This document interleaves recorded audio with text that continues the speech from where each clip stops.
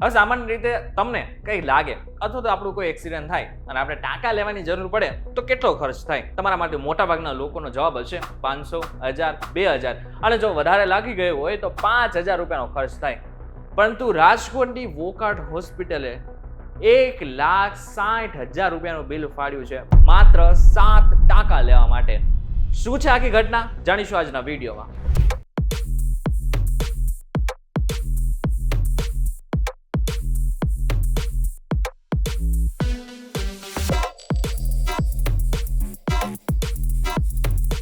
નમસ્તે and welcome back ફોક્સ VTV digital ઉપર તમે જોઈ રહ્યા છો ડેલી ડોઝ અને હું છું આપનો દોસ્ત કરણ ચારોત્રા. ઘટના છે 4 માર્ચની. લોકેશન છે રાજકોટ.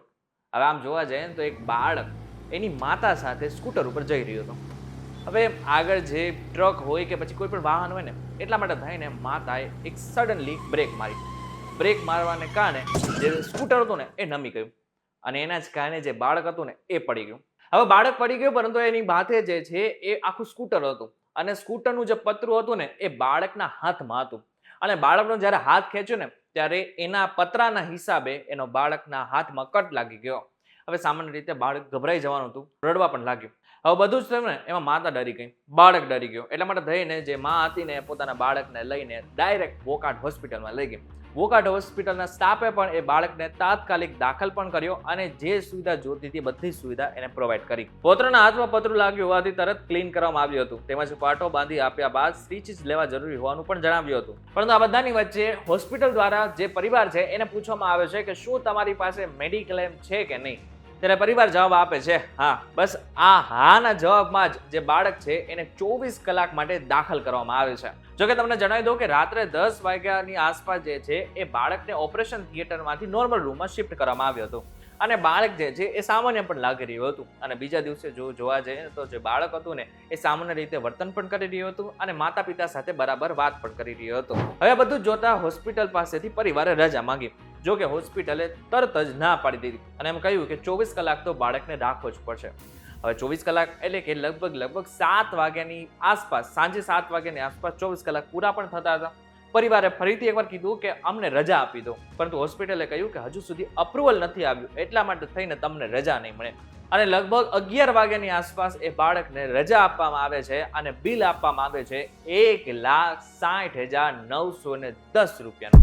હવે 1,60,910 રૂપિયાનું જે બિલ છે ને એ કોઈ પણ વ્યક્તિ સાંભળે, 7 ટાંકા લેવા માટેનું આ જે બિલ છે એ કોઈ પણ વ્યક્તિ સાંભળે ને તો કદાચ હેપતાઈ જાય. હવે જે બિલ છે એમાં કયા કયા પ્રકારના ચાર્જીસ હતા એ સૌથી પહેલા સાંભળી લો. ડોક્ટર હાર્દિક ધમસાણાની ફી 61,120 રૂપિયા, સર્જરી ચાર્જ 21,400 રૂપિયા, ડોક્ટર ભાવિક ભુવાના ચાર્જ 11,000 રૂપિયા, એસોસિએશન સર્જન ચાર્જ 15,000 રૂપિયા, ઇમરજન્સી ચાર્જીસ 9,168 રૂપિયા, ફાર્મસી અને અન્ય ચાર્જીસ 3,044 રૂપિયા.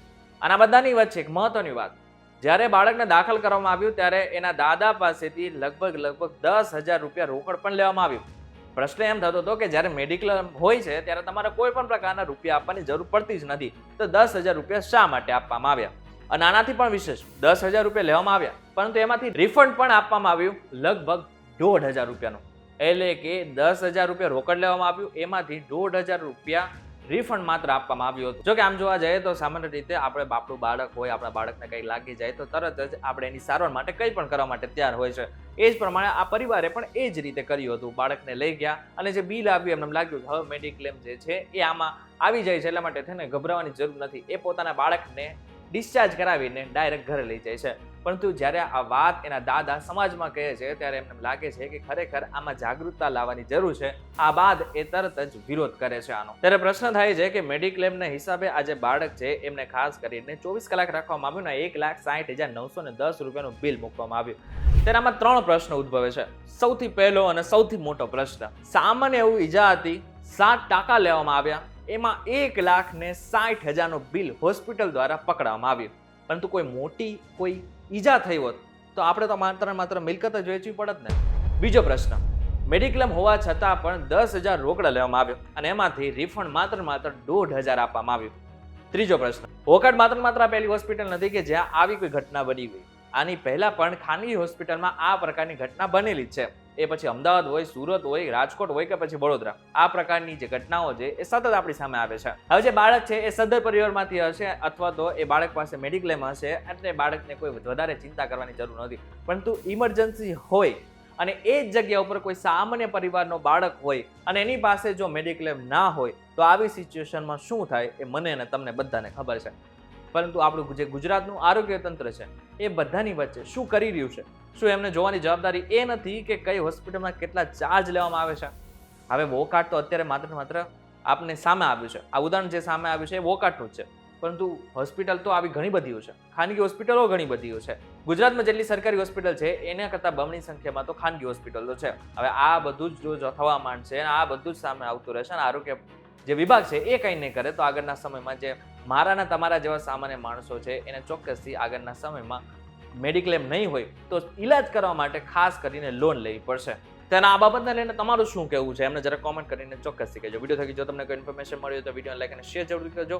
અને ખાસ વાત તો એ છે કે આ વિડીયો શેર એટલા માટે પણ કરજો કે આજે આ ભૂલ જે વોકાર્ડે કરી છે એની સામે આપણે એટલીસ્ટ કંઈ કરી ના શકીએ તો આ વિડીયો બનાવીને અમે અરીસો તો બતાવી શકીએ છીએ અને આ વિડીયોને શેર કરીને તમે અમારું સમર્થન ચોક્કસથી કરી શકો છો. વિડીયો પસંદ આવે તો વિડીયો લાઈક અને શેર જરૂરથી કરજો. તો આવા જ ઇન્ફોર્મેટિવ વિડીયોઝ માટે VTV ડિજિટલ સાથે જોડાયેલા રહેજો.